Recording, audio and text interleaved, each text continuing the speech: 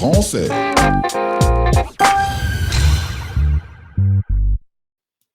Bienvenue sur la chaîne YouTube Perf Byte Français pour un nouvel épisode. Toujours dans la thématique de l'ingénierie de la performance et comment traiter convenablement la performance.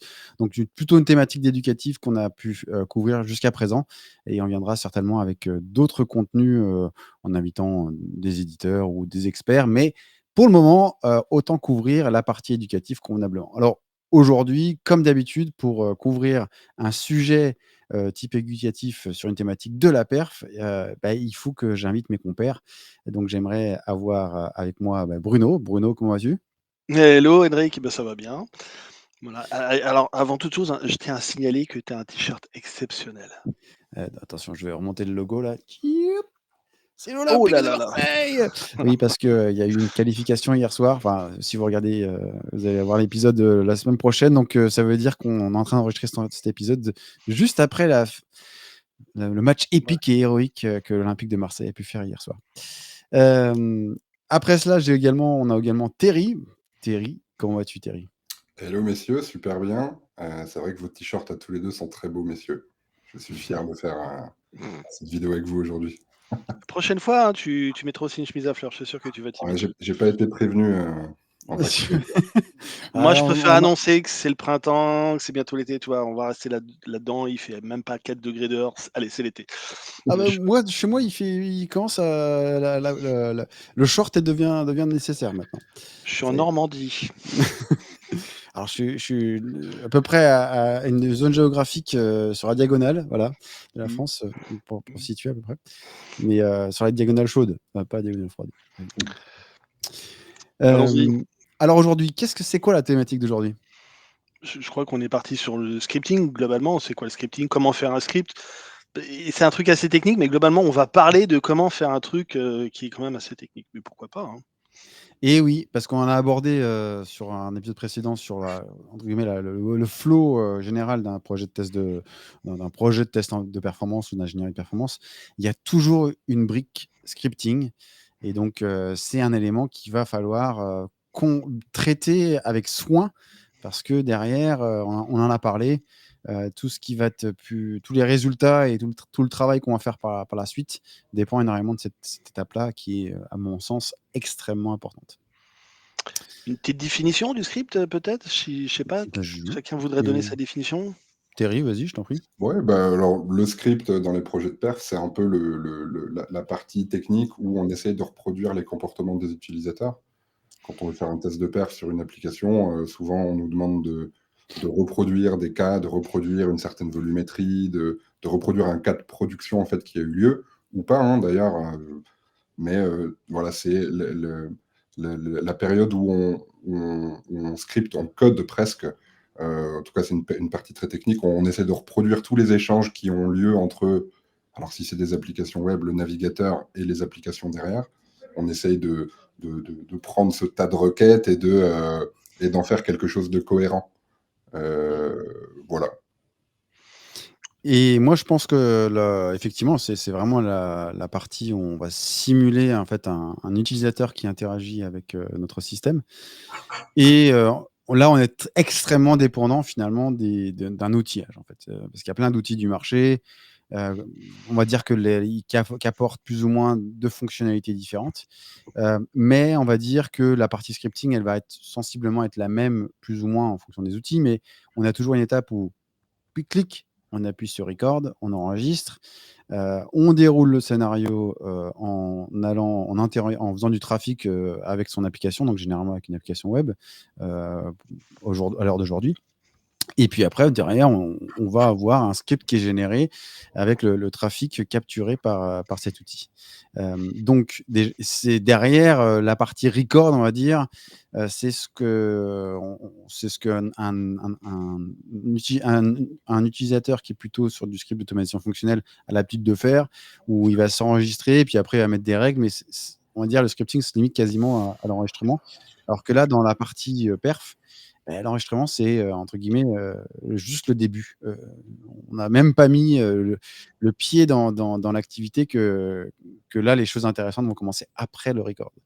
Parce que bien entendu, un record replay, Ça n'a pas de sens. Ça Tu veux dire pour simuler 5000 personnes, record replay, ça va pas être suffisant. Alors, ma définition, bah, évidemment, c'est la définition, c'est l'outil qui sert à simuler l'activité utilisateur. Mais ce que je veux dire vraiment sur le script en lui-même, c'est que le script, c'est la matière première du bench. C'est vraiment de la pâte à modeler. Faut le voir comme ça. C'est la matière première. Faire un script, c'est un travail de remettre sur le bureau en permanence ces scripts. C'est-à-dire, on fait un script, on le rate, on le refait, on découvre des choses, on le refait, on le variabilise, on le refait.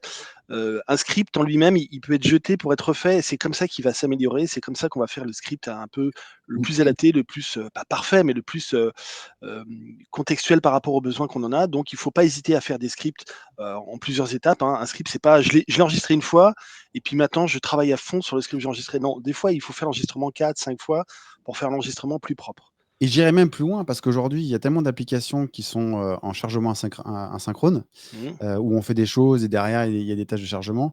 Quand on fait un enregistrement basique, on va avoir des choses qui vont s'enregistrer parce qu'en fait, lui, c'est un proxy, hein, il capte le trafic et il va le positionner le trafic par rapport au nom des transactions qu'on a pu mettre, lors de l'enregistrement.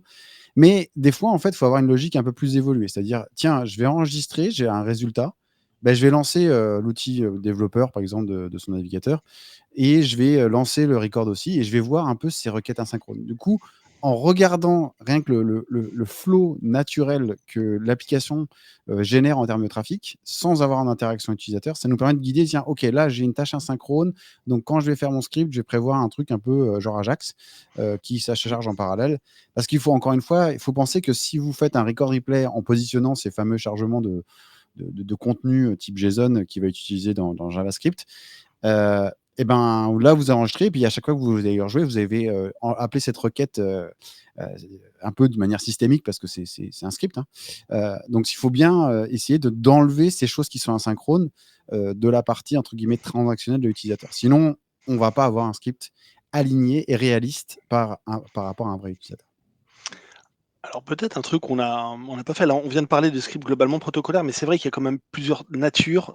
Je vais juste en parler vite fait. Il y a le protocolaire, c'est-à-dire capturer un flux HTTPS. Hein, et pas HTTP. Aujourd'hui, c'est que du HTTPS. Donc un flux HTTPS entre un navigateur et un serveur web. Là, c'est vraiment 99,9% des transactions, enfin des types de campagnes de perf qu'on fait. Mais il existe d'autres types de scripts pour d'autres types de campagnes de perf. Le deuxième, un peu plus ancien, c'est le Citrix. Donc, c'est capturer ce qui se passe sur des clics d'écran sur un Citrix. Voilà, là, c'est vraiment un autre monde. C'est très rarement utilisé, ça n'a pas grand intérêt, mais globalement, ça existe. Voilà. Alors moi, Vu ta tête. ouais, parce que je trouve que ça fait un peu finalement, quand on parle de Citrix, parce qu'on interagit Un écran. sur un écran en fait, hein. Donc déjà la robustesse du script, ouf, on peut se dire, C'est une ouais, catastrophe. voilà. Très compliqué.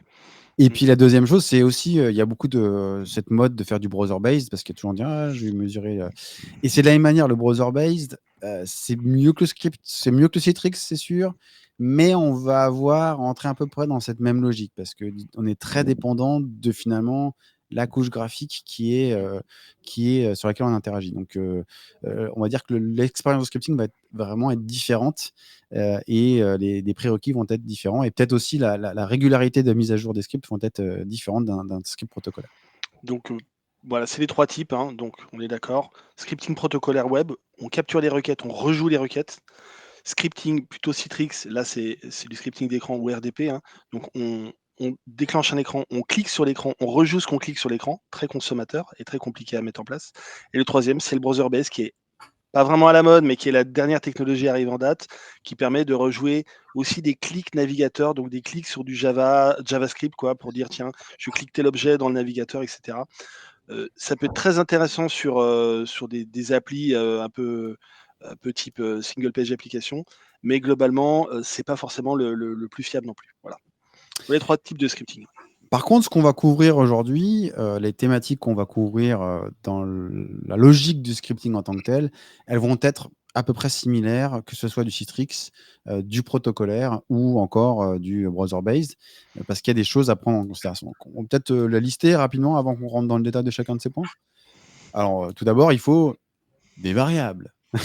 Et on va décrire ce que c'est. Il y a différents types de variables dans le domaine du scripting. Donc, on va aborder ces variables et les traiter une par une.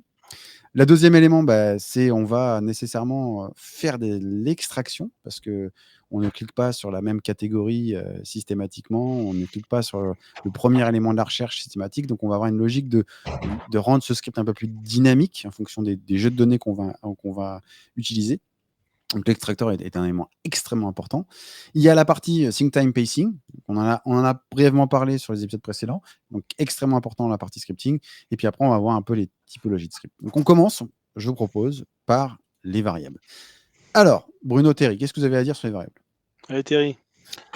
Les variables, déjà, à quoi ça sert dans la partie scripting? En fait, faut imaginer que quand on va travailler avec un client qui va nous demander de reproduire un cas de production ou de rejouer des scénarios utilisateurs, nous, on va, comme on l'a dit depuis le début, on va scripter. On va scripter, par exemple, si un utilisateur qui se connecte à une application, qui va aller cliquer sur la page, soit pour aller consulter de l'information, pour aller en modifier, en supprimer, interagir en fait avec les données de l'application. Interagir avec les données au travers de l'application elle-même. En fait, c'est l'application qui permet de manipuler les données derrière. Et donc, nous, on va faire notre enregistrement et c'est notre base de travail, un peu comme disait Bruno, la pâte à modeler. Donc, à partir de là, il faut qu'on variabilise en fait toute cette partie-là pour qu'on rende notre parcours utilisateur, notre scénario dynamique et variable. On avait déjà abordé cette question-là, mais on pourra peut-être en reparler sur pourquoi est-ce qu'il faut qu'on variabilise, quels sont les effets derrière, pourquoi est-ce que d'un point de vue perf, c'est pas bien de toujours faire la même chose. Mais voilà, les variables, c'est des données qui vont nous permettre, au lieu de répéter toujours la même action, de cliquer sur le même article ou d'aller consulter la même donnée, de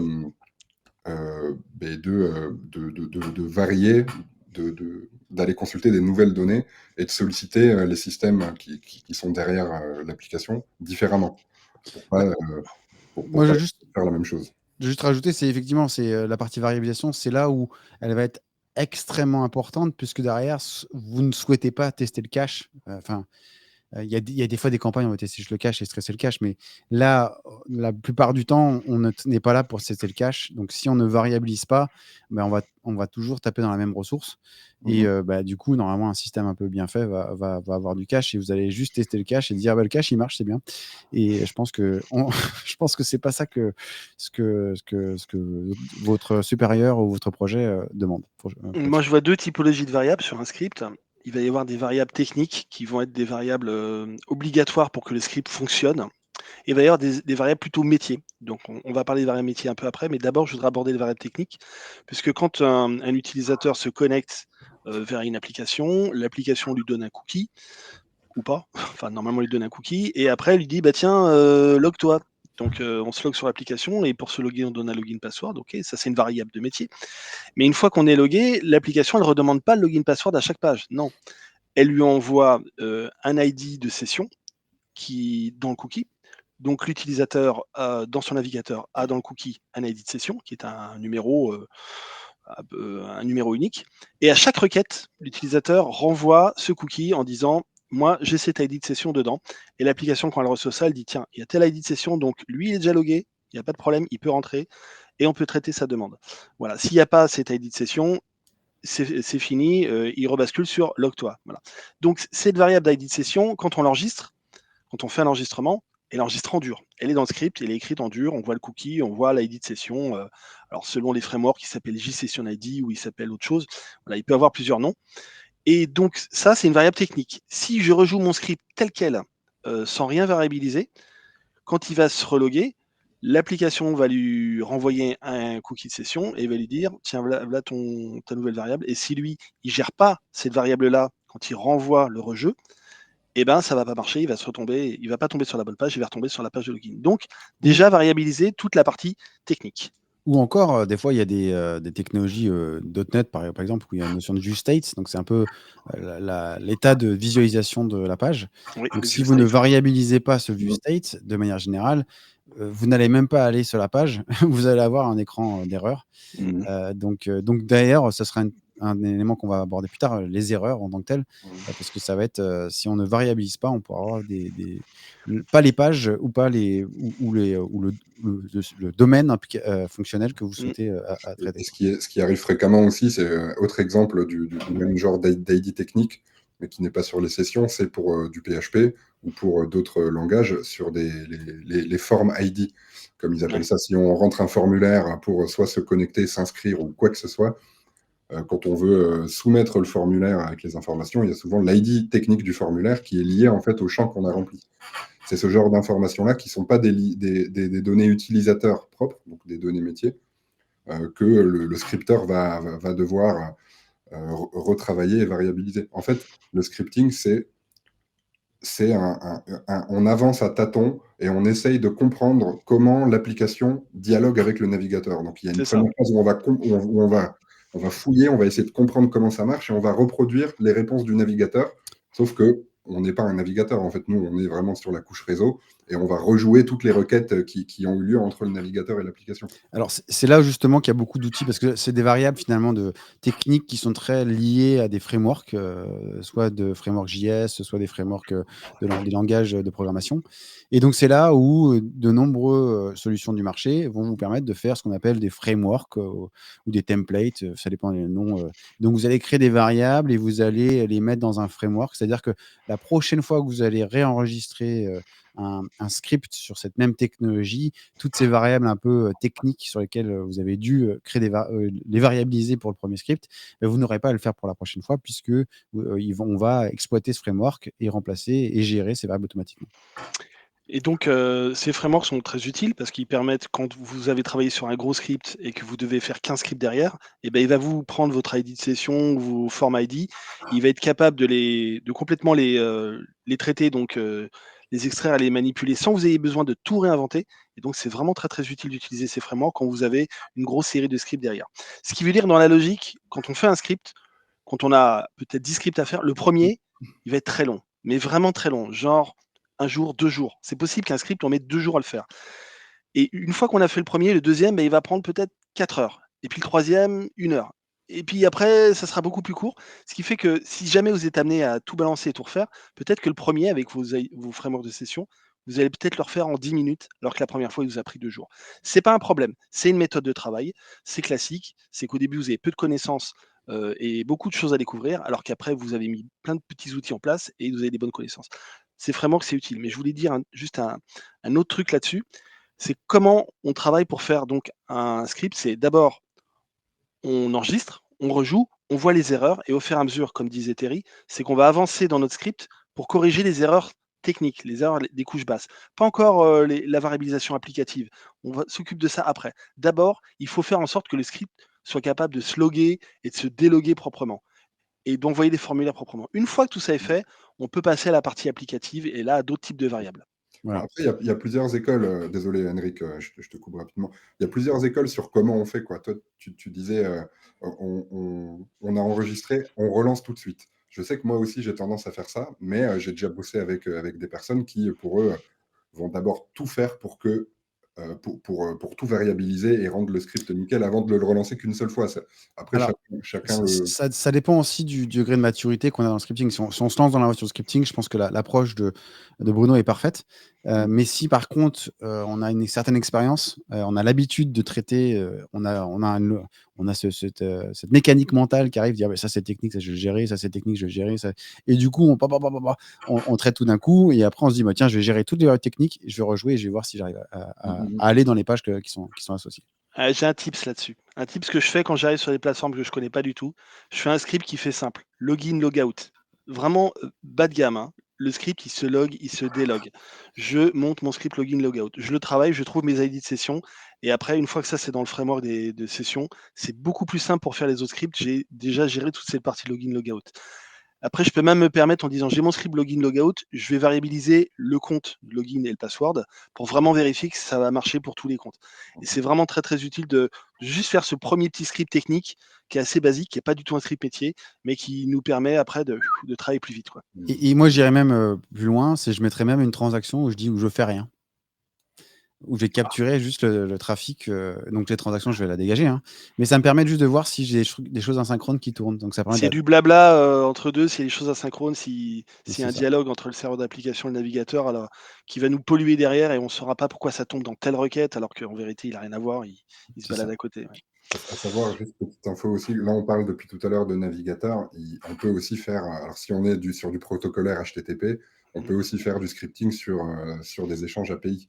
Dans ce Oui, cas, il n'y a pas de navigateur, mais le principe c'est le même, hein, pour ceux qui ont déjà utilisé Postman, c'est à peu près le même principe, sauf que la surcouche aux outils de test de perf, c'est que ça nous permet de rejouer ça en très gros volume, mais l'idée c'est un peu la même, c'est on a des requêtes avec des morceaux d'URI dans lesquels on a des ID métiers, on a les headers où on a toutes les informations techniques et on paramètre un peu toutes ces requêtes, on les met dans le bon ordre et pour faire un enchaînement métier logique sur une API. Le c'est ça. principe, c'est le même. Alors après, souvent aujourd'hui sur la partie API, enfin, ça a évolué, mais souvent il y a une couche qui peut, enfin, certains outils le permettent. On va importer entre guillemets l'URL qui fait la référence à toutes les API. Du coup, on a la référence, WSDL. voilà, la SDL. Du coup, on a la bibliothèque des API. Et donc, quand on connaît la mécanique de flow, on a juste à faire, tiens, je pense telle API, je pense ça, et après, il faut se concentrer sur la Alors, partie variabilisation. là, il y a deux écoles.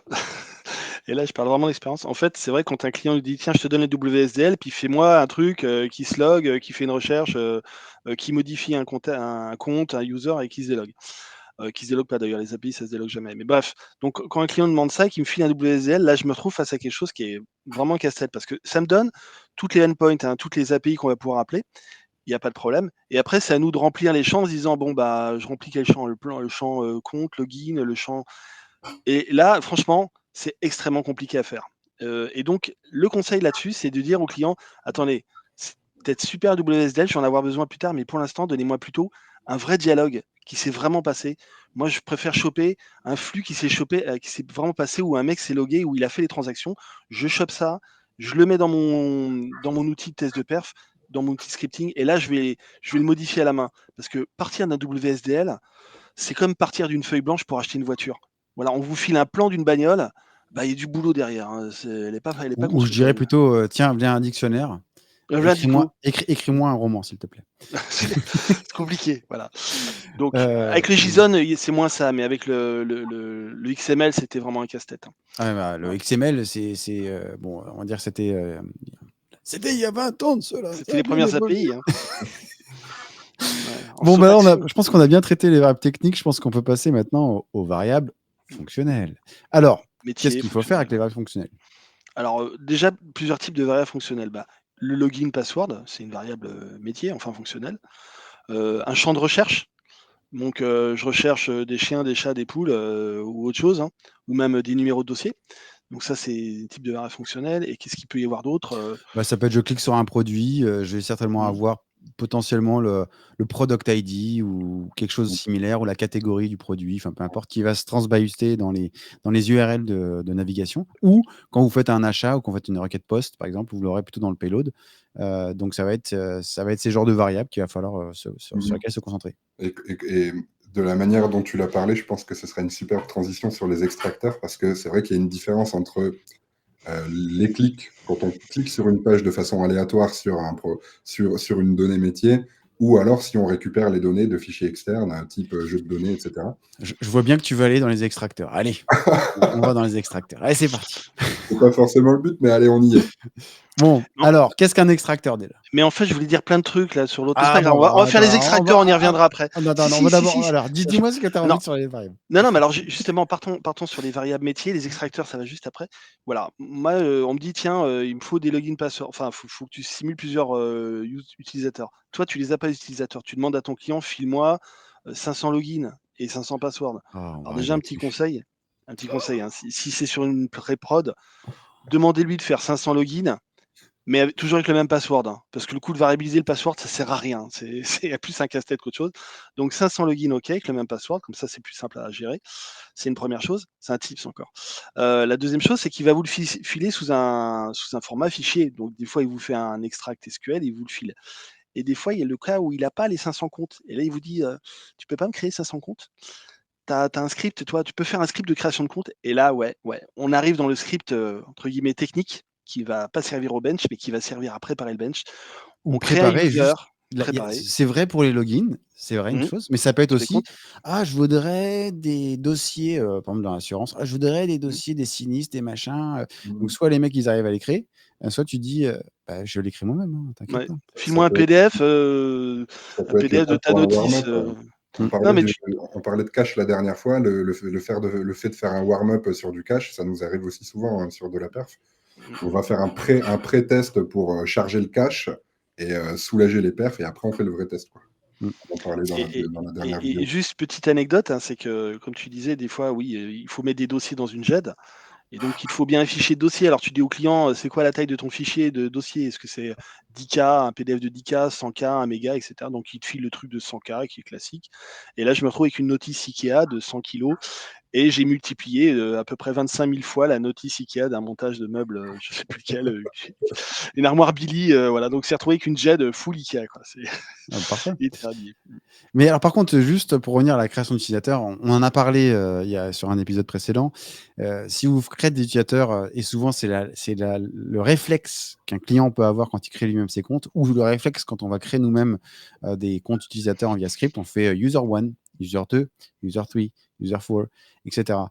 Et en fait, pensez bien à une chose, c'est que derrière, il va y avoir une requête qui va récupérer ces fameux comptes pour les rapatrier au niveau de l'applicatif. Mmh. Et il y a des droits associés derrière. Et donc, du coup, si vous faites user 1, user 2, ben, vous allez utiliser, entre guillemets, la distribution de l'index va être, au niveau de la base de données, va être différente. Donc, essayez au mieux d'avoir une représentativité des comptes. C'est-à-dire, si vous savez que en prod, il y a des comptes qui vont de A à Z et il y a une distribution assez égale, essayez d'aller plus attendre vers cette distribution, parce que sinon, le comportement en base et les index qui vont être utilisés vont être complètement différents. Petite Et parenthèse. justement, ça fait partie de variable parce que quand on crée des comptes, si on crée par exemple user et tu dis pas 1, 2, 3, bah, imaginons on crée user, mais que derrière on mette un string de 5 octets. Voilà, donc en gros 5 caractères. Donc qu'il soit X, Y, donc de l'alpha, hein, donc pas du numérique, de l'alpha, ce qui va nous permettre de faire une distribution. Et l'intérêt, c'est que on peut utiliser l'outil test de perf propose normalement la Des création variables. d'une variable aléatoire, integer, taille 5, taille 10, taille 8, etc. Et donc c'est là où l'outil test de perf il peut avoir un petit peu une vraie valeur ajoutée si vous sélectionnez un outil qui est un petit peu qui a un peu d'expérience, parce qu'il vous propose des librairies de variables à on va dire random que vous pouvez ajouter, donc des integers, des strings, des fois autre chose, des Des dates. UUID, Des fois, ça peut être des dates. Ouais. des dates avec des formats dans tous les sens. Et ça, Mmh. c'est super critique. Si l'outil propose pas la création de dates avec des formats qui est adapté à ce qu'il faut dans votre base de données ou autre, c'est l'enfer. Hein, parce que là, vous allez être obligé de tout recoder en JavaScript. Donc, autant prendre l'outil qui est capable de gérer vraiment ça, qui est capable de produire des dates. Et ne serait-ce que dire, tiens, date moins un jour. C'est une variable, ça date moins un jour pour que le truc ait été créé la veille, des choses comme ça. Si l'outil ne le propose pas, ben, c'est à vous de vous le coder. Donc, prenez un outil qui est un peu plus costaud un peu là-dessus, quoi. Après, moi, je voulais juste revenir sur l'aspect compte utilisateur, et ça, c'est parce que j'ai été confronté à ce genre de situation, et je pense que vous avez tous été confrontés à ce genre de situation. On vous donne des comptes, les gens génèrent des comptes, ou vous les créez nous-mêmes. Et puis des fois, quand c'est quelqu'un qui veut nous donner les comptes, bah, des fois, bizarrement, ces comptes, ils n'ont pas les mêmes droits. Mmh. Et du coup, sur les écrans sur lesquels ce compte va être amené à interagir au moment du script, parce que généralement, quand on prend la liste des comptes qu'on nous a filés, on en a peut-être 100, 500. On regarde les 10 premiers, ça marche, bon, on est confident, enfin, on est en confiance, donc on dit on avance. Et puis en fait, il se trouve que dans le lot des 500, bah, il y en a une centaine qui n'a pas accès aux bons écrans, qui n'a pas les droits pour faire ci, pour faire ça. Et du coup, vous allez avoir des erreurs en permanence. Donc, on l'a déjà mentionné sur l'épisode précédent, mais petit réflexe, passez vos jeux de données un par un, vérifiez qu'il n'y a pas des jeux de données qui vont générer des erreurs, qui sont fonctionnelles et non techniques, parce que ce qu'on veut, nous, bah, c'est éviter de remonter des erreurs techniques, des erreurs qui sont considérées comme des fautes de scripting ou des fautes de jeux de données, et donc d'avoir des scripts robustes, quoi. Alors, est-ce qu'on aborde les extracteurs alors? Je voudrais juste dire un tout petit truc. Alors, vas-y. Le SQL. C'est un truc bizarre, c'est que dans les jeux de données, on peut aller produire des jeux de données alors par des fichiers ou par des listes qu'on donne à l'outil Test the Perf, mais on peut aussi faire des requêtes SQL. C'est extrêmement pratique, c'est-à-dire que si on doit tester une appli qui a une base de données, bien sûr, et qu'on veut aller chercher des numéros de dossier à manipuler, par exemple qui est dans l'étape 5 pour la passer à l'étape 6, on fait une requête SQL d'une sélection des dossiers qui sont à l'étape 5. Voilà. Donc c'est extrêmement pratique, ce qui fait que, par contre, il faut savoir comprendre comment ça fonctionne, c'est que la requête SQL, elle est lancée au début du tir, elle ne se réactualise pas pendant le tir. Donc au début du tir, ça crée un jeu de données, et après, on part sur ce jeu de données qui est temporaire, et qui, évidemment, comme nos scripts vont passer de l'étape 5 à l'étape 6, à la fin, il n'y a plus rien, c'est vide, et votre bench, il a bien fonctionné. Ça, c'est pour vous rappeler que quand vous faites un script, inventez les scripts qui soient autonomes, c'est-à-dire un script qui n'est pas dépendant de l'état dans lequel est l'application.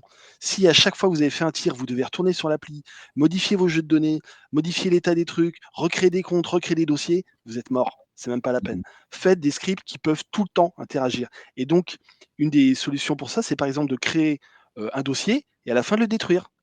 Pourquoi pas? Ça peut être dans le script de détruire un dossier. Ou alors de le mettre dans l'état 5 à 6 et à la fin de le repasser de 6 à 5. Pourquoi pas? C'est pas un problème. Alors aussi, moi, je voudrais rajouter là-dessus, c'est au-delà de l'état des données, c'est faites en sorte que vos scripts soient robustes. Gérez les erreurs. C'est-à-dire, j'ai une erreur. Tiens, je fais une recherche, j'ai pas de résultat. Donc là, du coup, au lieu d'aller à l'étape où on va cliquer sur un des résultats, bah, s'il n'y a pas de résultat, qu'est-ce que je fais? Donc, du coup, peut-être d'avoir entre guillemets, un logique if then else, entre guillemets, qui dit en fonction du résultat que j'ai là, bah, je vais aller ici. Tiens, là, je suis arrivé, je vais fermer ma session proprement parce qu'il y a plein de gens qui ils font init, parce que dans la plupart des outils de scripting, il y a la notion de init, action et end. Donc, on commence par init, on va itérer sur l'action et on arrive dans end. Et souvent, la logique dit, bah, tiens, mes utilisateurs se loguent une fois par jour. Donc, du coup, on va dans init, on se log, on itère dans l'action et après, on sort. Et il se trouve que quand on va casser, si on tombe en erreur, ben, on va revenir sur la page première. Et puis là, bien entendu, ben, comme on était dans un état d'erreur, on n'a pas la page d'accueil qu'on voulait, on revient sur la page d'erreur.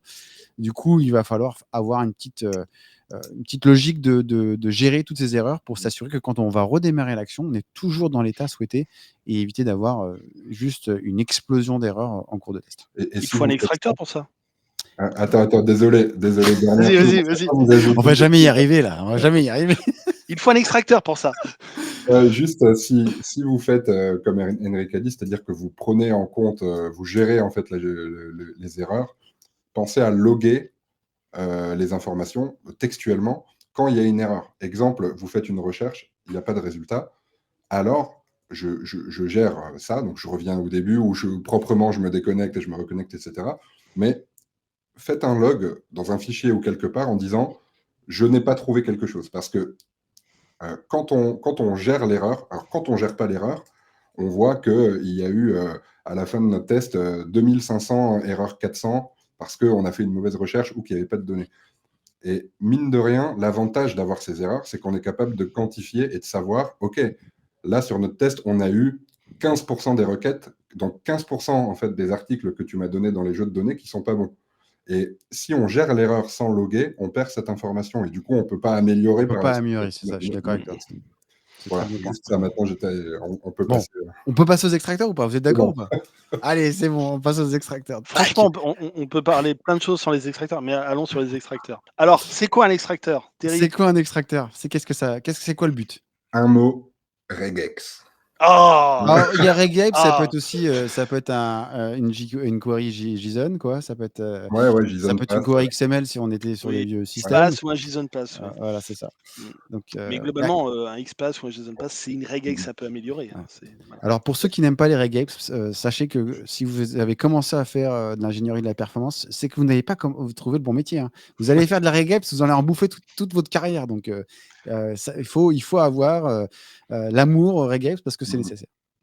Donc en La gros, bonne... les extracteurs, c'est quoi? C'est un outil qui nous permet de récupérer de la donnée, non pas en dehors du test comme on l'a fait dans des fichiers extérieurs qu'on a importés, mais dynamiquement pendant le run de notre script. Donc typiquement, et c'est ce qu'on fait naturellement tous en fait. Si moi je me connecte à n'importe quel site pour aller faire un achat, je rentre Alors, mis à part pour mes informations de login et de mot de passe. Moi, ça, je les connais, ils sont stockés dans mon jeu de données, dans ma tête. Ça Mais dépend. une fois que j'arrive et que je vais cliquer sur un article aléatoire sur une page ou sur n'importe quoi, eh ben, en fait, euh, euh, c'est que l'application m'a affiché ces informations et cet affichage-là m'a permis de savoir que j'avais envie de cliquer là-dessus. Et c'est un peu le même raisonnement qu'on essaye de garder avec les outils de test de perf, c'est qu'il va y avoir des échanges entre l'outil et l'application. L'application va nous renvoyer de la donnée sous plusieurs formats, HTML brut, JSON, XML, et donc on va devoir aller créer un outil, voilà, une regex qui va aller récupérer dans la réponse les données, soit l'identification du produit, l'identifiant du produit, pardon, ou alors l'URL de redirection vers laquelle on va aller. Enfin voilà, toutes les informations qu'il y a dans les échanges, on les récupère et on les injecte dynamiquement dans les futures requêtes pour garder la cohérence de ce qu'on veut faire. Donc la regex, on va extraire quelque chose. Donc un élément où des fois on a des fonctionnalités qui font extrais-moi tous les éléments comme un tableau. Et après, on pourra avoir imaginé un scénario où on va faire une boucle qui va constituer tous les articles, par exemple, ou aléatoirement un article dans ce tableau. Et après, derrière, une fois qu'on a cette variable qui a été créée dans l'outil, ben c'est là où on va la remplacer après dans les différentes requêtes qu'il utilise. Donc, ça peut être soit dans une URL de type get, donc soit dans la partie URL, un paramètre d'URL, soit si c'est une requête de type post, ben ça soit dans un body, un body JSON qu'on envoie en post, ou soit des variables type post. Mais il va falloir variabiliser ces éléments-là pour que quand on fait un achat ou quand on fait une consultation, ben on va bien consulter l'article qu'on a sélectionné précédemment dans la page où on a extrait la fameuse variable. Alors, un exemple de regex sur du site de e-commerce, vous arrivez sur une catégorie ou alors une page de produits, genre, je parlais de Ikea, hein, pourquoi pas. Imaginez, vous arrivez sur une page qui parle de tous les types d'armoires qu'il y a sur Ikea et vous voulez en sélectionner une au hasard. Donc, la regex, ce qu'elle va faire, mais ouais, c'est un mur Ikea, hein. La regex, ce qu'elle va faire, c'est elle va choper, vu son code, elle va choper tous les ID des différents articles, des différentes armoires qui sont proposées. Elle les met dans un tableau et donc ça devient une variable. Et nous, après, qu'est-ce qu'on fait avec cette variable? On peut prendre la première, prendre une au hasard, prendre la énième. Enfin, on peut prendre comme on veut. C'est à nous de choisir dans notre script comment on veut manipuler cette donnée ce tableau de données, hein, qui nous est proposé. Et c'est ça qui va nous permettre de faire des scripts un peu plus intelligents plutôt que de prendre toujours la première. Eh ben, on va pouvoir prendre autre chose et ça va donner un côté un peu plus naturel au script et ça va nous permettre de tester d'autres choses et d'éviter des fois des problèmes de cache, des choses comme ça, quoi. Voilà. Et c'est là où on va également gérer les fameuses exceptions qu'on a parlé tout à l'heure. Donc, si je fais une expression pour extraire une variable et tout d'un coup, bizarrement, j'ai rien. Donc, généralement, Erreur. les outils ont la capacité de générer une variable, une valeur par Warning. défaut. Une valeur par défaut, où on peut dire, tiens, génère-moi une erreur. Mais des fois, on n'a pas envie de générer une erreur parce que c'est un cas fonctionnel, en fait. J'arrive, j'ai pas de truc, donc je vais revenir en arrière, je vais faire une nouvelle recherche. Ça peut arriver. J'arrive sur le catalogue Ikea, je cherche l'étagère que Bruno a gentiment envoyée dans la Conseiller. GED des milliers de fois. Et là, bizarrement, Ikea a changé de produit, donc il n'y est plus. Donc, finalement, je vais peut-être avoir un réflexe de navigation différent. Donc là, du coup, la question, c'est de dire, est-ce que je génère une erreur? Oui ou non? Et si je ne génère pas d'erreur automatiquement, il va falloir faire une exception, de dire, bah tiens, là, j'ai pas d'erreur, donc je vais pas continuer la partie du flow que j'avais initialement prévu, je vais repartir sur une étape précédente. Ce qui veut dire qu'on a un outil de gestion des erreurs qui est à moitié intégré dedans. Donc déjà, il intègre le fait que quand on fait un extracteur, on va pouvoir taguer si l'extraction a marché ou pas marché, mettre une valeur par défaut, comme tu viens de dire.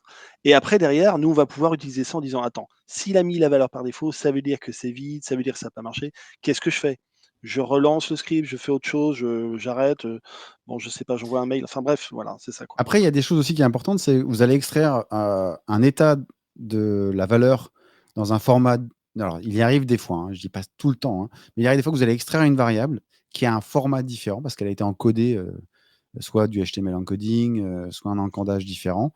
Et donc, vous allez extraire une variable qui est encodée d'une certaine manière, mais vous avez besoin de l'injecter dans une requête. Donc là, soit l'outil en lui-même gère de l'aspect encoding, donc il va extraire quelque chose qui est encodé, le décoder, et donc là, pas d'effort. Ou s'il ne le gère pas, c'est là où on va rentrer dans une petite étape intermédiaire où on va manipuler la donnée pour la re-encoder au bon format. Ouais, donc les pourcentages 24, les pourcentages 20, tu as dû en bouffer, voilà. Ouais, On parle de ça, quoi. c'est ça. OK, autre chose à dire sur les extracteurs? Non. Oui, il y a plein de choses à Je dire sur dirais les juste extracteurs. alors je pense que pour ceux qui veulent, pour bien faire de l'extraction, de manière générale, je pense qu'il faut bien approfondir la partie regex. Ne faites pas, n'essayez pas de faire, une expression régulière qui va être, qui va prendre trop de choses parce que sinon, en mémoire, ça va être très Mmh. consommateur. Soyez précis, en fait. Essayez d'être, même si ça doit prendre plus de temps à faire cette regex, l'avantage, c'est que un, elle va être plus robuste et de deux, elle va consommer moins de mémoire sur les injecteurs. Et donc après, si vous vous rendez compte que votre script il est robuste, mais vos expressions régulières elles sont pas du tout optimisées, et ben derrière vous allez transpirer au moment de l'injection, ça c'est sûr. Petite info à ajouter juste sur les extracteurs, Mmh. ça c'est quelque chose de marquant, qui m'a marqué moi en tout cas dans mes débuts. J'avais du mal à comprendre et je pense que je suis pas le seul, en tout cas, les personnes avec qui je travaille et que je forme là-dessus, ça leur arrive aussi. C'est que l'extracteur se fait systématiquement sur la requête d'avant, là où on veut l'utiliser. Et Mmh. ça, au départ, quand on commence, Oui, alors c'est maintenant vrai. on le sait, hein, mais c'est pas évident parce que forcément, quand je clique moi sur mon article, c'est que le site que je suis en train de regarder m'affiche déjà l'article. Donc en fait, c'est pas lorsque je veux cliquer sur l'article que je dois faire mon extracteur, c'est sur la page d'avant. Donc c'est sur la page quand je clique sur tous mes produits que je dois faire l'extracteur parce qu'à la réponse de cet échange, eh ben, on m'affiche les produits. Et Moi du je me coup, sou il y a ce petit décalage-là qui est un peu sympathique à noter, quoi. Moi je me souviens quand je travaillais à l'époque, chez Neotis, il y avait une petite fonctionnalité qui était bête qui s'appelait flag request et donc dire, c'est bête, hein, mais Énorme. j'ai 150 requêtes avant Mmh mh. et je me dis: «Putain, il va falloir que je pardon, j'ai dit un mot, mais il va falloir que je reparcours toutes les requêtes une par une pour que je regarde laquelle est l'identifiant de mon produit, Mmh. qui était en amont bien entendu, hein, pas dans le futur, mais dans le passé, qui a cette fameuse identifiant dans la réponse». Parce qu'une fois de plus, Mmh. on va envoyer une requête, Où on était va cet recevoir une ID? réponse et la réponse, l'extracteur va y avoir lieu sur la réponse. Donc, du coup, il y a des outils qui n'ont pas forcément cette recherche. Donc là, on passe son temps à chercher. Mais, par exemple, le cas de Neoload, bah, il avait un flag request. On dit, bah, montre-moi toutes les requêtes qui ont l'identifiant blablabla, et il va te le montrer. Et donc là, ça Mmh. fait un gain de temps Ah, massif. c'est du luxe, hein, vraiment, c'est du luxe. Et par contre, sur l'outil, Load Runner, ce qui était obligatoire de faire, c'est que si tu voulais flaguer, enfin, si tu voulais mettre ton extracteur, non seulement il faut aller le mettre sur la page d'avant, mais en plus dans le code, il faut rajouter, un bout de code avant la page. C'est-à-dire Oui. pour dire: «Avant que tu chopes cette page, sache Mmh. qu'il y aura une Sache que regex à appliquer». tu vas devoir extraire quelque chose. Voilà.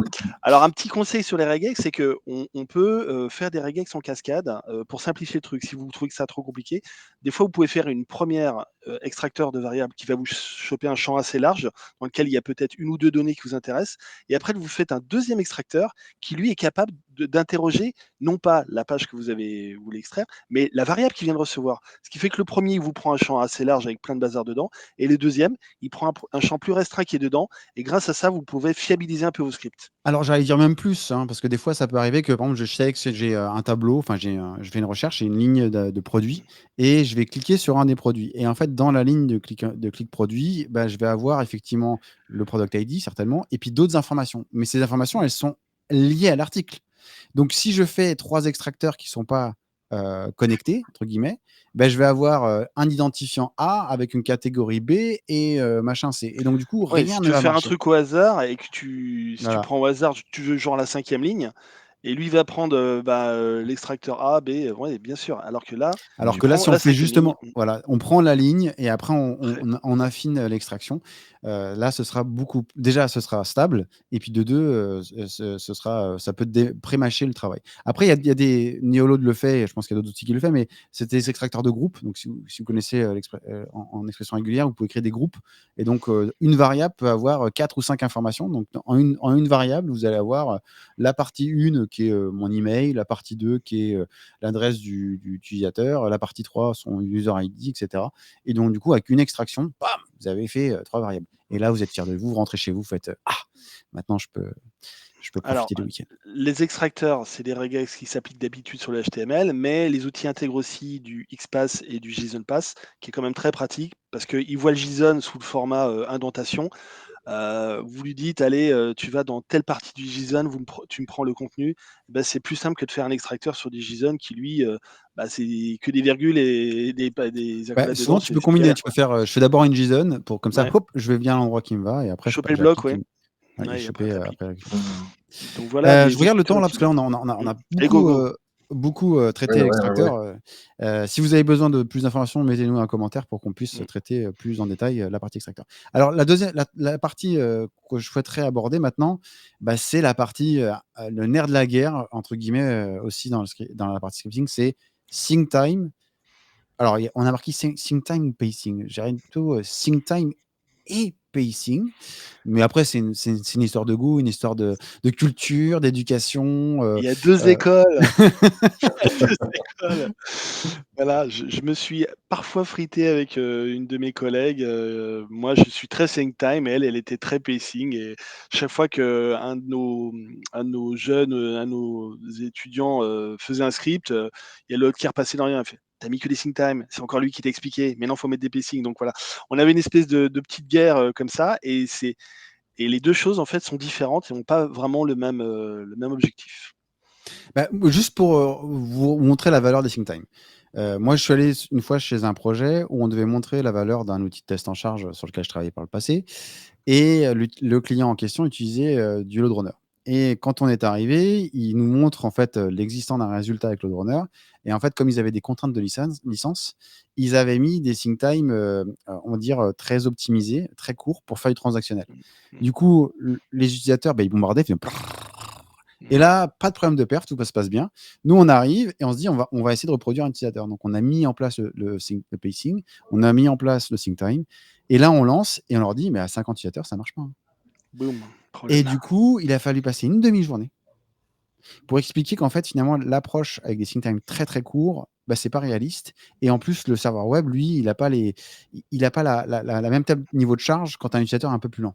Donc des fois, en fait, vouloir jouer sur le sync time pour dire tiens, je vais faire du taux transactionnel avec moins d'utilisateurs virtuels, ça va pas vous desservir parce que vous n'arriverez pas à reproduire un cas technique réel qui peut se passer en production. Donc le sync time, faut pas du tout le négliger. Et je dirais que le pacing est aussi obligatoire parce que vous allez avoir besoin de faire un taux transactionnel. Et donc, quand vous combinez les deux, là, vous arrivez sur la crème de la La crème. Rolls. Voilà, On n'a Alors, exactement. même pas expliqué c'était quoi. Terry, tu veux te lancer dans l'explication? ouais, je commence d'abord par une description courte et après on rentre dans le détail. Le pacing, en gros, c'est l'indicateur qui nous permet de définir la cadence de notre test. Et le sync time, ça va être l'indicateur qui va nous permettre de lisser les requêtes dans un test. C'est ça. Du coup, Combien de temps j'attends entre c'est ça. mes deux requêtes? Et du coup, voilà, c'est ça. Et ça permet aussi, d'un point de vue graphique, d'avoir les requêtes plus lisses. Mais on y vient. Le pacing, en gros, c'est si j'ai un utilisateur, moi j'aime bien quand je forme mes gars là-dessus, je leur pose la question, si tu as envie que je te dise un mot, pizza, 2 fois par minute, tous les combien de temps je dois le dire? Et lui, il me dit 30 secondes. Voilà, mon pacing, c'est 30 secondes. Si on veut qu'un utilisateur fasse une action X fois par heure, ou X fois par minute, ou X fois par seconde, il faut lui donner un temps, une cadence avant ou après laquelle il va répéter son action. Et le pacing, c'est exactement ça. C'est ce qui nous permet de donner le rythme en fait, du nombre d'actions qui vont être exécutées pendant le test. C'est Le ça. sync time, euh, après, j'arrête. Le Vas-y. sync time, c'est le temps d'attente d'un utilisateur. C'est ce qui va Entre simuler 2 un peu clics. le scroll, la réflexion de l'utilisateur derrière l'écran. Donc ça, c'est le premier niveau de compréhension, c'est du point de vue utilisateur. Du point de vue technique, on y vient peut-être après. Ouais. Mais le pacing, je suis d'accord. En fait, même, il y a deux écoles, hein, comme disait Bruno. Il y a des gens qui vont mettre un pacing global pour te dire combien de fois je dois mettre pizza dans une minute. Et après aussi, des fois, pour faire une pizza, il faut que je prépare la pâte. Après, je vais mettre les ingrédients et après, je vais mettre le four. Donc, il y a plusieurs étapes. Donc, c'était transaction. Et donc, tu vas dire combien de temps je fais à peu près pour chacune de ces étapes. Et donc, tu peux mettre des pacings intermédiaires pour finalement arriver à ton objectif global de ton cas métier. Ouais, donc techniquement, le sync time, c'est combien de temps entre 2 clics utilisateur Et le pacing, c'est l'utilisateur, il a terminé, il se barre 3 minutes, il revient, donc ça veut dire sa session, elle a duré 5 minutes, mais il a fait 3 minutes de plus à faire autre chose. Il revient, il recommence à traiter un nouveau dossier. Donc il s'est passé 8 minutes entre j'ai traité un premier dossier et j'ai traité un deuxième dossier. Donc voilà, le pacing, c'est on dit, voilà, la session globale métier, tout l'acte métier, il a pris 8 minutes avec le temps des clics, des sync time, plus les temps de pause, plus autre chose. Ce qui fait que ça nous définit un cadre général pour savoir combien de transactions métiers il fait en 1 heure. Voilà. Alors que juste pour ajouter, qu'on a mentionné dans les différentes typologies de tests, vous allez avoir un objectif transactionnel à la fin. Et sans manipuler le pacing, surtout, hein, vous n'allez jamais à atteindre le taux transactionnel et vous n'allez jamais déterminer le nombre d'utilisateurs virtuels qu'il va falloir faire pour avoir le taux transactionnel. Donc, c'est un peu l'élément qui va vous permettre de garantir que la charge va être réaliste. Et le sync time, c'est éviter de bombarder et être plus proche d'un vrai comportement utilisateur. Parce qu'un formulaire qui a 50 champs, on va prendre les sites des impôts par exemple, je ne vais pas le remplir en une demi-seconde, ces champs-là. Donc du coup, je vais prendre un certain laps de temps pour pouvoir remplir. Donc aussi, c'est par rapport au domaine fonctionnel que vous allez avoir, le sync time va être plus ou moins long. Et c'est pour ça qu'il n'y a pas de sync time fixe, moi je suis tendance à dire, il faut faire de l'aléatoire. Parce qu'il y a des utilisateurs qui sont très rapides et des utilisateurs qui sont plutôt lents. On va y arriver. Sur le sync time, sur le sync time aussi, ce que disait Henrik, ça permet de ne pas bombarder. C'est-à-dire que si on a un pacing de 10 minutes, par exemple, on veut qu'un utilisateur il fasse 6 actions dans l'heure, donc on va mettre un pacing de 10 minutes. Mais si on ne met aucun sync time, il va exécuter toutes ses requêtes, il va les faire en 1 minute, et pendant 9 minutes, il ne va rien faire. Et du coup, le sync time permet à la fois de lisser, représentatif, mais de lisser les requêtes pour pas que l'application se prenne des tonnes de requêtes par batch, en fait. Toutes les 10 minutes, il reçoit des tonnes de requêtes et après, il arrête. Alors, c'est pour ça que moi, j'aime bien la notion de pacing transactionnel. Oui, c'est vrai aussi. Ça permet d'intercaler. C'est des poupées russes, en fait. On met les sync time dans des pacing. C'est un peu l'idée. Alors, c'est quoi notre prochaine rubrique? La prochaine rubrique, ce sont les scripts organiques. Voilà. Alors que là, vous allez dire organique, ça veut dire compost, c'est bio, c'est l'air du... C'est ça, non? C'est quoi? Pas du tout. Ouais, c'est ça. Ouais. Non, le script organique, justement, c'est un peu bizarre parce qu'un script, c'est quelque chose d'extrêmement technique et donc c'est complètement mécanique. Et quand on enregistre un script, déjà, les sync time enregistrés sont ceux de l'utilisateur qui les a enregistrés. Sauf que le bencher, comme je vous ai dit tout au début, il enregistre son premier script, il met du temps à lire la doc pour inventer son script. Donc au début, il met peut-être 20-30 secondes à faire entre chaque clic. Donc les sync times sont assez longs. Sauf que quand c'est la 15e fois qu'il enregistre son script, il met 2 secondes entre chaque clic. Et ce qui fait que le script, il est enregistré en à peine 30 ou 40 secondes, parfois main. Et à cause de ça, quand il le rejoue derrière, il va rejouer un script qui n'est pas du tout la réalité, parce qu'il rejoue un script d'un mec qui est sous cocaïne. Donc, il faut complètement modifier ça. Donc, il peut modifier ses sync times, parce que les sync times enregistrés sont ceux qui vont être rejoués. Il peut les modifier pour faire des sync times qui soient, on doit les modifier pour les rendre plus humains. Voilà. Alors déjà, pas 2 secondes, mais plutôt 10, 15, 20. Mais peut-être que ça ne suffit pas, parce que si on lance 1000 utilisateurs qui ont tous des sync time à 10 secondes, ils vont tous cliquer en même temps. La deuxième transaction, tous la faire en même temps, etc. etc. Et c'est pas ce qu'on veut. Ce qu'on veut, c'est des scripts qui représentent des gars qui cliquent, qui discutent, qui font autre chose et qui le font à leur rythme. Et personne ne le fait au même rythme. Donc c'est ça les scripts organiques, des scripts qui ressemblent un peu plus à la réalité d'un humain. Donc, et pour ça, la première chose... Ah, pardon. Vas-y. Petit commentaire. Quelque part, on doit faire... Ça, je sais que tu aimes bien le dire. On doit créer un robot qui doit se comporter comme un humain, mais quelque part, il ne faut pas que ce soit prévisible. Donc, c'est un peu... tu vois, c'est bizarre. C'est vrai. Et donc... imprévisible et qu'on ne peut pas prédire ce que vont faire les utilisateurs. Non, mais on peut utiliser un peu ce qui se passe. Alors la première chose, c'est que déjà les sync time en eux-mêmes, au lieu de les définir de manière fixe, on peut les mettre un peu variables. Donc les outils proposent ça, n'est-ce pas, Henrik? Qu'est-ce qu'on peut faire dans les sync time?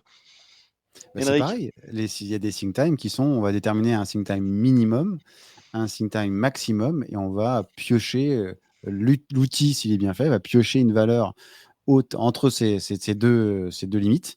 Et du coup, on va avoir quelque chose normalement d'aléatoire entre chaque utilisateur. Donc, ça évite d'avoir le 2 secondes, tac, tac, tac, et donc d'avoir un peu plus quelque chose de plus lisse et plus réaliste.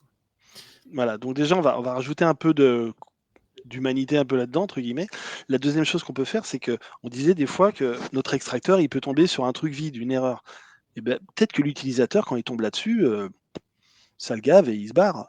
Et donc, on peut complètement dire, tiens, si je tombe sur telle erreur, je rajoute un pourcentage d'utilisateurs fâchés et hop, je flingue le script, je redémarre au début. Plutôt que dérouler jusqu'à la fin, on peut le flinguer. Pourquoi Très pas? bonne, très bonne commentaire, Observation. je veux dire. Parce que c'est pareil pour un site de e-commerce. Vous n'allez jamais avoir 100% de conversion. Quand un utilisateur fait le panier, il n'y a qu'une proportion qui va aller jusqu'au bout de l'achat. Donc, essayez d'avoir ces chiffres et essayez de respecter, entre guillemets, si vous avez un script d'achat qui fait j'ajoute les paniers, tiens, j'ai pas envie, je me barre. Quoi. Donc, Il n'y a pas de d'avoir. logout, hein. Exactement, exactement. Voilà. Et donc, moi, ce que j'explique à mes gars quand je les forme, je leur dis voilà, tu as un script, il va se jouer, et si jamais il tombe sur un truc, peut-être qu'il va se planter. Et ben, dans la réalité, ça arrivera aussi. C'est pas grave. On est là pour générer de la transaction. On n'est pas là pour simuler un mec qui fait tout. On génère de la transaction. Et si ça se plante au milieu, le site, il est censé absorber ça. Donc, simulons ce genre de bêtises. Faisons en sorte que dans notre script, il y ait un petit pourcentage de trucs qui soient défaillants et que ce soit géré et que ce Ah, soit pas un problème. Alors, pas défaillant dans le sens erreur technique du site, hein, Non, c'est non. défaillant fonctionnellement. C'est-à-dire, ah, j'ai pas envie, ben, j'ai décidé de. Tiens, j'ai eu un appel téléphonique, je quitte mon navigateur. Par exemple. L'erreur est toujours entre le clavier et la chaise, hein, Ah on est oui, d'ailleurs, d'accord. on n'a pas mentionné quelque chose qui est important, hein, c'est la gestion des erreurs. C'est Mhm. bon, toujours mettre ce qu'on appelle, c'est un peu en fonctionnel. C'est bête, hein, mais je fais une recherche, je dois arriver normalement sur la liste des produits, vide ou pas, mais vérifier que j'arrive bien sur la liste produits. Quoi. Parce que, Oui. donc, Alors, c'est bête, mais ces genres de choses, c'est mettre des petits checks à droite à gauche pour vérifier qu'on n'est pas dans un contexte complètement exotique et loin de ce qu'on recherche. Ça va vous permettre d'éviter de générer de la charge sur des pages d'erreur. Quoi. donc les outils de scripting ont tous ça dedans, c'est-à-dire un petit testeur de contenu et qui, page par page, on peut lui dire tiens, dans ce contenu, je veux qu'il y ait marqué recherche réussie, dans ce contenu, je veux qu'il y ait marqué dossier, voilà, de manière à être sûr de tomber sur la bonne page, c'est ce que tu dis. Et donc, parce que si tout d'un coup, on déroule, mais il n'arrive pas sur la bonne page, genre, il revient sur la page de login, bah, on ne fait pas la différence. Hein. On fait pas la différence. On reçoit Ouais. un HTTP 200, il n'y a pas d'erreur. À la fin du script, c'est allé très vite en plus. Hein. Les pages de login, elles vont vite. Hein. Et résultat, on va sortir un rapport pour dire votre appli elle marche du tonnerre. Tout le monde se log après, je sais pas ce qui se passe, mais marche du tonnerre. Hein. Voilà. Bon, je vois Scriptons que le plus temps vite. tourne. On va peut-être Allez, aborder go. la dernière partie, que c'est la partie type de scripting. Je pense qu'on va laisser assez rapidement parce que On on l'a un est peu abordé là. on l'a un On l'a peu un peu abordé, abordé. mais je pense juste qu'il faut différencier. Il y a des scripts, on a abordé tout à l'heure avec des workflows. Je crée quelque chose, mais derrière, je vais avoir quelqu'un qui va valider. C'est-à-dire, je suis un utilisateur qui crée un dossier, mais par contre, par exemple, je fais une demande de crédit, mais derrière, j'ai un autre utilisateur qui a un autre droit, lui, qui va voir le crédit arriver dans son panier et qui va dire tiens, je vais le valider ou je vais le rejeter. Et du coup, comme c'est un workflow, il y a une interdépendance entre les scripts. Et donc, il va falloir aussi, ces deux manières de scripter, qui sont souvent un peu plus, d'ailleurs, on dit qu'il va falloir les gérer parce qu'il va falloir créer suffisamment de dossiers en avance parce que pour que l'utilisateur qui, lui, va les gérer, bah, si vous avez... Donc, il fera démarrer certainement les scripts de manière un peu différente, décalée, pour que chacun a ses jeux de données et que ça puisse fonctionner comme on le souhaite. Quoi. Et donc, un client, par défaut, il va vous dire bah, il y a un dossier, ton script, il crée le dossier, il valide le dossier, il emmène là le dossier, et puis il clôture le dossier. Et là, vous dites non, on va pas faire ça. Il y a un user qui va créer les dossiers. Lui, il va faire que ça. Login, création de dossier, logout, c'est son boulot. Parce que après, ça va être compliqué. Déjà, il y a beaucoup d'étapes pour créer un dossier. Ensuite, il y a un user qui va prendre les dossiers dans la liste des dossiers en attente et qui va les faire passer l'étape 2 à l'étape 3. Puis un autre de l'étape 3 à l'étape 4, etc. Il ne faut pas avoir un seul script qui fait 49 étapes. Ouais. Et je Alors dis pas ça déjà, par hasard. règle de base, si vous vous retrouvez avec un script qui a plus de Plus de 10 15 ou 20 étapes. étapes, ouais, 15 ou 15 20, c'est étapes, déjà énorme. Hein. C'est... et là, faut se dire, il faut que je gère ça. Et donc là, c'est pour éviter que vous ayez des cauchemars. Hein. Essayez de découper les choses. Quoi. Voilà. Les choses petites sont plus faciles à gérer. Quelquefois, c'est pas possible, hein, mais moi, Oui, malheureusement, des fois, sur des gros progiciels, on n'a pas le choix. C'est le workflow utilisateur qui est énorme. Et du coup, pour débugger ça, J'ai de très mauvais souvenirs avec le Cybele, des applications Cybele qui m'ont Cybele, c'est... qui m'ont fait saigner pas mal de fois. Surtout la partie front, le protocole d'échange front Cybele, c'est une horreur à comprendre. Je vous parle même pas de ces Non. GID avec des workflows où tu crées un dossier dans une étape, tu le retrouves dans l'étape d'après, sauf qu'entre-temps, il y a un batch asynchrone qui le valide. Et ce qui fait que quand tu l'enregistres naturellement, le truc a le temps d'apparaître. Quand tu fais un tir, comme il a 4-5 dossiers qui sont en cours de création, et hop, il n'a pas le temps de traiter ton dossier pour qu'il passe à l'étape d'après, ton script il est mort. Et donc il y a des choses qui sont pas transactionnelles, mais qui sont asynchrones et qui se mettent en place. Et là, c'est même pas la peine d'avoir un script qui gère de l'asynchrone. Donc, il faut plusieurs scripts pour gérer ce genre de trucs. Voilà. Je pense qu'on a couvert plutôt de manière assez détaillée la partie variable, parce que là, sur une durée d'épisode, 1 heure d'épisode, attention, c'est très long. Donc, je pense qu'on a pas mal de choses. Je pense que si vous avez, d'autres points sur lesquels on n'a pas abordé, parce que faute de temps, n'hésitez pas à mettre un commentaire. Et puis après, ça nous permettra peut-être de voir s'il y a beaucoup de choses qu'on n'a pas abordées, peut-être faire un épisode plus court juste sur cette thématique. Pour une fois de plus, on est là pour vous aider. Il ne faut pas hésiter à nous dire ce qui est important pour vous, et comme ça, on puisse orienter le contenu qu'on souhaite produire par la suite. Petite conclusion avant qu'on finisse cet épisode. Franchement, on en a assez dit. Hein. Je ne sais pas. Si, j'ai une conclusion. Ne jamais scripter en Citrix. Jamais. Ah, voilà. Non, moi, je dirais c'est le scripting, c'est vraiment, c'est quasiment de l'art quand on arrive à bien reproduire l'utilisateur. Donc, des fois, c'est pénible. Mais par exemple, moi, quand j'ai fait des scripts pour faire simuler des plateformes type Netflix, et là, vraiment, là, on ouvre les tâches pour reproduire quasiment toute une logique d'un player. Et là, c'est... Là, j'ai exposé ce script d'ailleurs sur le musée du Louvre, Hall 4. N'hésitez pas à le regarder. Attends, tu veux dire le script du mec qui passe 1 heure à sélectionner un film et qui à la fin dit ah bah là je vais me coucher, c'est ça? Non, il regarde. En plus, il change le subtitle, il change la qualité. Enfin bref. Comme dirait Bruno, la performance n'est pas une science exacte. Mais ça donne la vérité. Ouais, voilà. Non, c'est pas une science exacte. Hein, non. Mais ça dit la vérité. Ok, c'est cool. Bon, écoute, je pense qu'on a bien couvert. En tout cas, merci à tous d'avoir passé cette heure avec nous. Et puis, on va revenir très vite avec un nouvel épisode. Et puis, ce serait bien qu'on lance cette série d'épisodes avec des experts, d'interviews, parce que je pense que ce sera bénéfique pour tout le monde. Merci à tous. Merci Bruno, merci Thierry. Et puis, à bientôt. Et puis, n'hésitez pas à liker et à subscribe si vous avez apprécié cette vidéo. Voilà. Allez, à bientôt. À plus. Ciao.